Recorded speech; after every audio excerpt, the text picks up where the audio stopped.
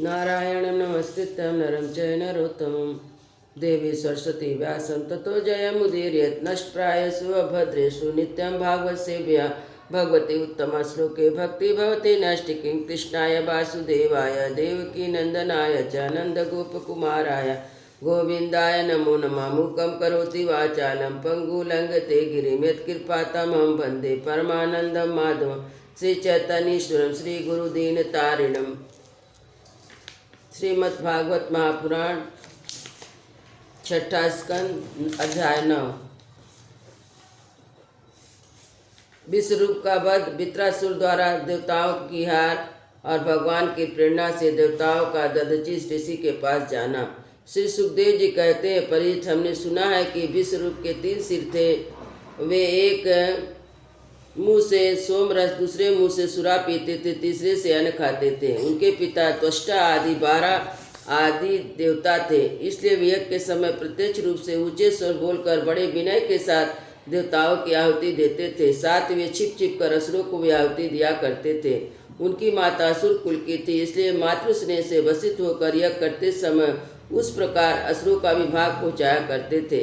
देवराज इंद्र ने देखा कि इस प्रकार वे देवताओं का अपराध और धर्म की ओट में कपट कर रहे हैं। इससे इंद्र डर गए और क्रोध में भरकर उन्होंने बड़ी फुर्ती से उनके 3 सिर काट दिए।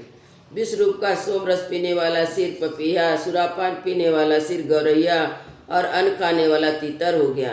इंद्र चाहते तो विश्वरूप के वश से लगी हुई हत्या को दूर कर सकते थे, परंतु उन्होंने ऐसा करना उचित न समझा, वरम हाथ जोड़कर उसे स्वीकार कर लिया और 1 वर्ष तक उससे छूटने का कोई उपाय नहीं किया। तदनंतर सब लोगों के सामने अपनी शुद्धि प्रकट करने के लिए उन्होंने अपनी ब्रह्म हत्या को 4 हिस्सों में बांटकर पृथ्वी, जल, वृक्ष और स्त्रियों को दे दिया। परीक्षित, पृथ्वी ने बदले में यह वरदान लेकर कि जहाँ कहीं गड्ढा होगा उस समय पर अपने आप भर जाएगा। इंद्र की ब्रह्म हत्या का चतुरांत स्वीकार कर लिया। वहीं ब्रह्म हत्या पृथ्वी में कहीं कहीं ऊसर के रूप में दिखाई पड़ती है। दूसरा चतुरांश वृक्षों ने लिया। उन्हें यह वर मिला कि उनका कोई हिस्सा कट जाने पर फिर जम जाएगा। अब उन्हें अब भी गोद के रूप में ब्रह्म हत्या दिखाई पड़ती है। स्त्रियों ने यह वर पा के सर्वदा पुरुष का सहवास कर सकेंगे। ब्रह्म हत्या का तीसरा चतुर्थांश स्वीकार किया। उनकी ब्रह्म हत्या प्रत्येक महीने में रज के रूप में दिखाई पड़ती है। जल ने यह वर पाकर कि खर्च करते रहने पर भी निर्जर आदि रूप में तुम्हारी बढ़ती ही रहेगी। ब्रह्म हत्या का चौथा चतुरांश स्वीकार किया। पेन और बुदबुदा आदि के रूप में ही ब्रह्म हत्या दिखाई पड़ती है, अतः मनुष्य को उसे हटाकर जल ग्रहण किया करते हैं। विश्वरूप के मृत्यु के बाद उसके पिता दृष्टा, हे इंद्र, शत्रु तुम्हारी अब वृद्धि हो और शीघ्र से शीघ्र तुम अपने शत्रु को मार डालो। इस मन से इंद्र का शत्रु उत्पन्न करने के लिए हवन करने लगे। यज्ञ समाप्त होने पर अनवार्चा पचन नामक अग्नि, दक्षिणा अग्नि से एक बड़ा भयानक दैत्य प्रकट हुआ। वह ऐसा जान पड़ता था मानो लोगों का नाश करने के लिए प्रलयकालीन विकराल काल ही प्रकट हुआ है। परीक्षित हुआ प्रतिदिन अपने शरीर के सब ओर से बाण के बराबर बढ़ जाया करता। जले हुए पहाड़ के समान काला और बड़े डील डौल का था।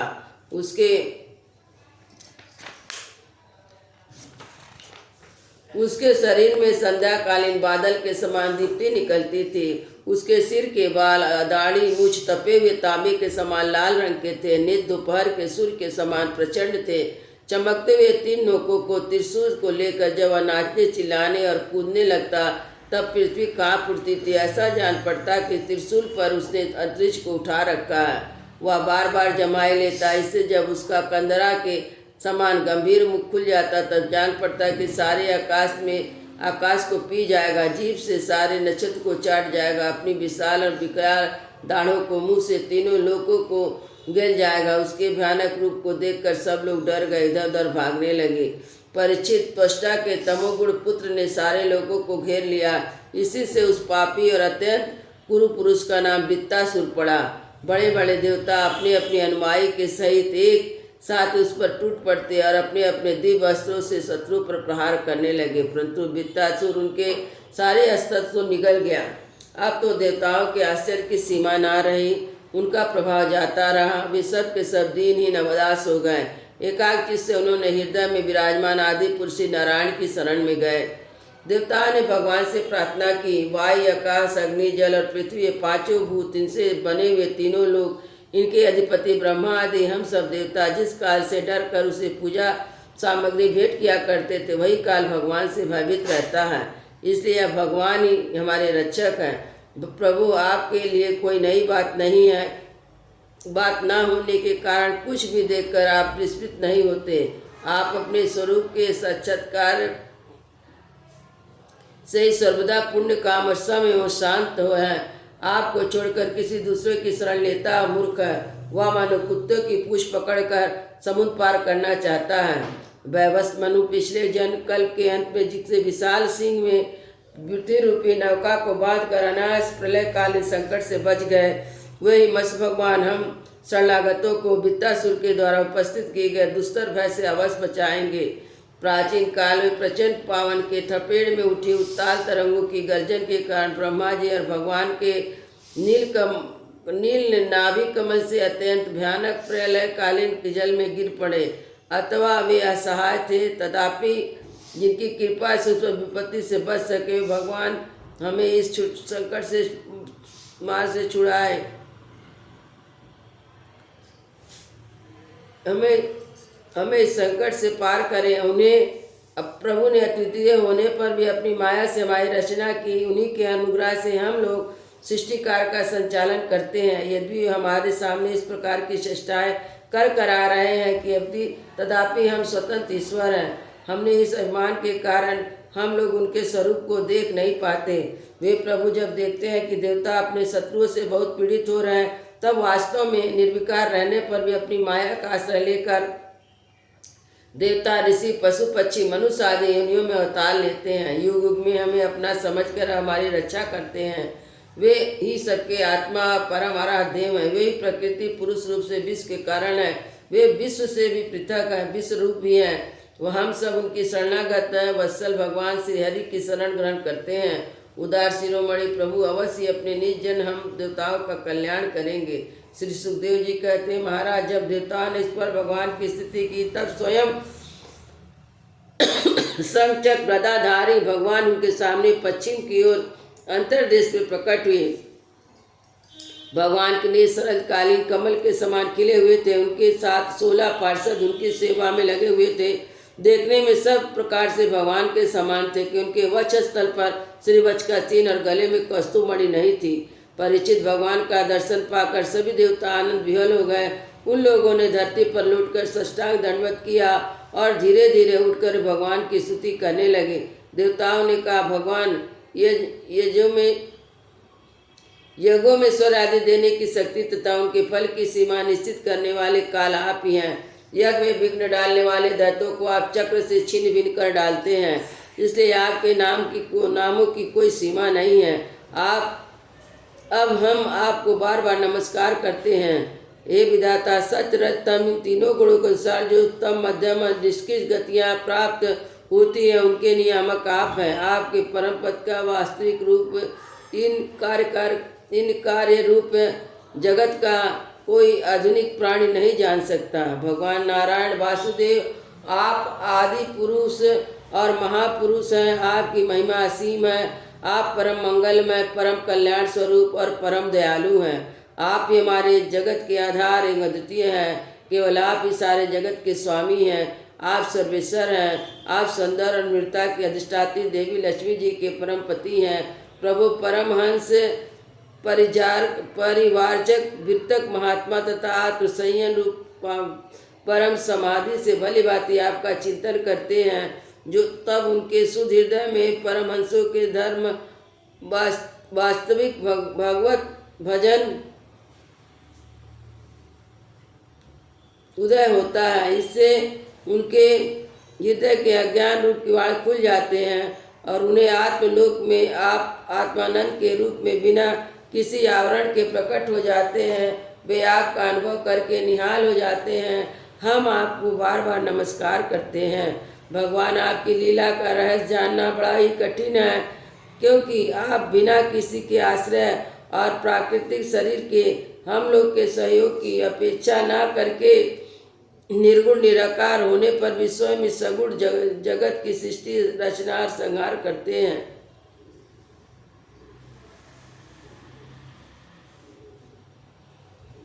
हम आपको बार बार नमस्कार करते हैं। भगवान, आपकी लीला का रहस्य जानना बड़ा ही कठिन है, क्योंकि आप बिना किसी आश्रय प्राकृतिक शरीर हम लोग के सहयोग की अपेक्षा न करके निर्गुण निराकार होने पर भी स्वयं इस सगुण जगत की सृष्टि रचना और संहार करते हैं। भगवान, हम लोग यह बात भी ठीक ठाक नहीं समझ पाते कि सृष्टिकर्ता में आप देवदत्त आदि किसी व्यक्ति के समान गुणों के कार्य उस जगत में जीव रूप से प्रकट हो जाते हैं। कर्मों के अधीन होकर अपने अपने अच्छे बुरे कर्मों का फल भोगते हैं, अथवा आप आत्माराम शांत स्वभाव एवं सबसे उदासीन है, साक्षी मात्र है और सबको ध्यान देखते हैं। हम सब तो यह समझते हैं कि यदि आपस में दोनों बातें हो रही तो कोई विरोध नहीं है, क्योंकि आप स्वयं भगवान हैं। आपके गुण अगणित हैं, महिमा अगाध है, आप सर्वशक्तिमान हैं। आधुनिक लोग अनेकों प्रकार के विकल्प, इतर विचार, झूठ प्रमाण, कुतर्क शास्त्र का अध्ययन करके अपने हृदय को दूषित करते हैं। यही कारण है दुराग्राही हो जाते हैं। आप में उनके वाद विवाद के लिए अवसर नहीं है। आपका वास्तविक स्वरूप समस्त मायामय पदार्थ से परे है। केवल जब आप उसी में अपनी माया को छिपा लेते हैं, तब ऐसी कौन सी बात है जो आपसे नहीं हो सकती। इसलिए आप साधारण पुरुषों के समान कर्ता भुक्ता भी हो सकते हैं, महापुरुषों के समान उदासीन भी। इसका कारण यह है कि ना तो आप में कर्तृत्वपन भुगता और ना ही तो उदासीनता ही, दोनों ही में विलक्षण अनिवार्य है, अनिवर्चनीय है। जैसे एक ही रस्सी का टुकड़ा भ्रांत पुरुषों को सर्प, माला, धारा आदि के रूप में प्रतीत होती है, किंतु जानकार को रस्सी के रूप में, वैसे ही आप भी भ्रांत बुद्धि वालों को कर्ता भुक्ता आदि अनेक रूप में दिखते हैं और ज्ञानी पुरुष को शुद्ध सच्चिदानंद के रूप में। आप सभी को बुद्धि का अनुसरण करते हैं। विचार पूर्वक देखने से मालूम होता है कि आप इस समस्त वस्तुओं के वस्तु तत्व के रूप में विराजमान हैं, आप सबके स्वामी हैं और संपूर्ण जगत के कारण ब्रह्मा, प्रकृति आदि भी कारण है। आप सबके अंतर्यामी अंतरात्मा है। इसलिए जगत जितने भी गुण दोष प्रतीत हो रहे हैं, उन सब की प्रतीति अपने अधिष्ठान रूप आपका ही संकेत करती है। श्रुतियों ने समस्त पदार्थों का निर्देश करके अंत में निर्देश की अवधि के रूप में केवल आपको ही शेष रखा है। मधुसूदन, आपकी अमृतमयी महिमा का रस का अनंत समुद्र है। उन्हें नन्हे से सीकर का भी अधिक नहीं। एक बार भी स्वाद चख लेने से हृदय में नित्य निरंतर परमानंद की धारा बहने लगती है। इसके कारण आप तक जगत में विषय भोग के जितने भी लेस मात्र प्रतीत मात्र सुख का अनुभव हुआ है, वह लोक परलोक के विषय में सुना है, वह सब का सब जिन्होंने भुला दिया। समस्त प्राणियों के परम प्रियतम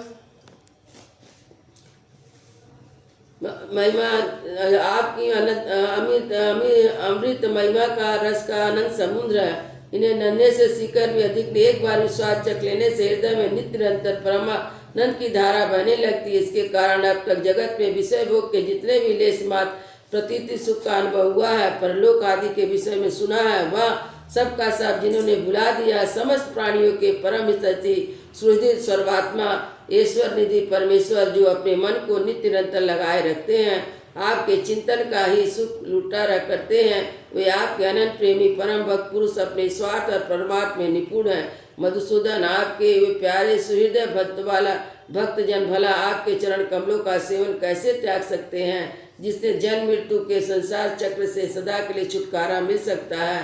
प्रभु, आप त्रिलोक की आत्मा और आश्रय हैं। आपने अपने 3 पगों से सारे जगत को नाप लिया था। आप ही तीनों लोक के संचालक हैं। आपकी महिमा त्रिलोक के मन को हरण करने वाली है, इसमें संदेह नहीं है। दैत्य, दानव आदि असुर भी आपकी विभूतियाँ हैं। तथापि यह उनकी उन्नति का समय नहीं, यह सोचकर अब अपनी योग माया से देवता, मनुष्य, पशु, पक्षी, नृसिंह आदि निश्चित मत्स्य आदि जलचर के रूप में अवतार ग्रहण करते हैं। उनके अपराधों के अनुसार उन्हें दंड देते हैं। दंडधारी प्रभु, यदि ऊंचे है तो आप उन्हें असुरों के समान वृत्तासुर का भी नाश कर डालिए। भगवान, आप हमारे पिता पितामह सब कुछ हैं। हम आपके निज जन हैं। हम निरंतर आपके सामने सिर झुकाए रहते हैं। आपके चरण कमलों का ध्यान करते करते सारा हृदय उन्हीं के प्रेम बंधन से बन जाता है। आपने हमारे सामने दिव्य गुणों से युक्त साकार विग्रह प्रकट करके हमें अपनाया है। इसलिए प्रभु, हम आपसे प्रार्थना करते हैं कि आप अपनी दया भरी विशाल सुंदर शीतल मुस्कान चितवन आदि मुखार बिंदु से टपकते हुए मनोहर वाणी रूप सुमधुर सुधा बिंदु से हमारे हृदय का ताप शांत कीजिए। हमारे अंतर की जलन समझ बुझाइए। भगवान प्रभु, जिस प्रकार अग्नि की अंशभूत चिंगारियाँ तथा अग्नि को प्रकाशित करने में असमर्थ है, वैसे ही हम आपको अपना कोई भी स्वार्थ परमार्थ निवेदन करने में असमर्थ है। हम आपसे भला कहना ही क्या, क्योंकि आप संपूर्ण जगत की उत्पत्ति सृष्टि और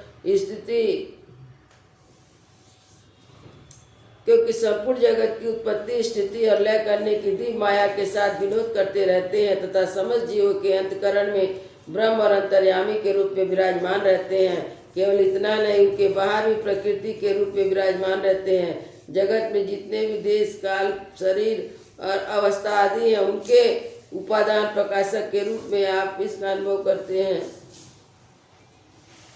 आपकी चित्त वृत्तियाँ के साक्षी हैं। आप आकाश के समान स्वर्गत निर्लिप्त हैं। आप स्वयं परब्रह्म परमात्मा है। अतः हम आपका अभिप्राय आपसे निवेदन करते हैं, इसकी अपेक्षा ना करके जिस प्रकार अभिलाष से हम लोग यहाँ आए हैं उसे पूर्ण कीजिए। आप अचिंत्य ईश्वरमय और जगत के परम द्रष्टा हैं। हम आपके चरण कमलों की छत्र छाया में आए हैं, जो विविध पापों के फल स्वरूप जन्म मृत्यु संसार में भटकने की थकावट को मिटाने वाली है। सर्वशक्तिमान श्री कृष्ण वित्ताचुर ने हमारे प्रभाव और अस्त्र शस्त्र को निगल लिया है। हम तीनों लोकों में ग्रस रहा है। आप उसे मार डालिए। प्रभु, आप शुद्ध स्वरूप दया स्थित शुद्ध ज्योतिर्मय आकाश सबके साक्षी आदि अनंत उज्जवल की कीर्ति से संपन्न है। संत लोग आपका संग्रह करते हैं। संसार के पथिक लोग घूमते घामते आपके शरणागत हो जाते हैं। तदंतर आप उन्हें परमानंद स्वरूप अभिष्ट फल देते हैं। इस प्रकार उनके जन्मांतों के कष्ट को हर लेते। प्रभु, अब हम आपको नमस्कार करते हैं। श्री सुखदेव जी कहते हैं, परीक्षित, जब देवताओं ने बड़े आदर के साथ इस पर भगवान का स्तवन किया, तब अपनी स्तुति को सुनकर बड़े प्रसन्न हुए, कहने लगे। भगवान ने कहा, शेष देवता, तुम लोगों ने बहुत डर रखा है। भगवान ने कहा, शेष देवता, तुम लोग ने स्तुति ज्ञान से मेरी उपासना की है, इससे मैं तुमसे प्रसन्न हूँ। इस स्तुति द्वारा जीव को अपने वास्तविक स्वरूप की स्मृति और मेरी भक्ति प्राप्त होती है। देव शिरोमणियों, मेरे प्रसन्न हो जाने पर कोई वस्तु दुर्लभ नहीं रह जाती। अतः मेरे अन्य प्रेमी तत्ववेत्ता भक्त मुझसे मेरे अतिरिक्त कुछ भी नहीं चाहते। जो पुरुष जगत के विषय को सच समझता है, वह नासमझ अपने वास्तविक कल्याण को नहीं चाहता। यही कारण वह विषय चाहता, परंतु यदि कोई जानकर उसकी इच्छित वस्तु दे देते तो भी वैसा ही नासमझ है।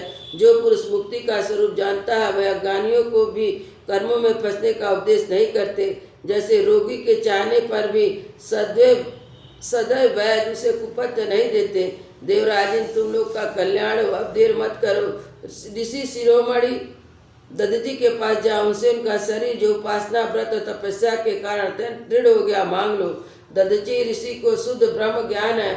अश्विनी कुमार को घोड़े के सिर के उपदेश करने के कारण उनका नाम अश्वशिरा भी है। उन्हीं के उपदेश की हुई आत्मविया के प्रभाव से दोनों अश्विनी कुमार जीवन मुक्त हो गए। अथर्ववेद दधीचि ऋषि ने पहले मेरे स्वरूपभूत अभेद नारायण कवच का त्वष्टा को उपदेश दिया था। त्वष्टा ने वही उपदेश विश्वरूप को दिया और विश्वरूप ने तुम्हें मिला। दधीचि ऋषि धर्म के मर्मज्ञ हैं। वे तुम लोगों को अश्विनी कुमार के मांगने पर अपने शरीर के अंग अवश्य दे देंगे। इसके बाद विश्वकर्मा द्वारा उन अंगों से एक श्रेष्ठ आयु तैयार करा लेना। देवराज, मेरी शक्ति से युक्त होकर तुम उस सत्र द्वारा वृत्तासुर का सिर काट लोगे। देवता वृत्तासुर के मर जाने पर तुम लोगों ने फिर से तेज या शस्त्र संपत्ति प्राप्त हो जाएगी। तुम्हारा कल्याण अवश्यंभावी है, क्योंकि मेरे शरणागत को कोई सत्ता नहीं रखता। वृंदावन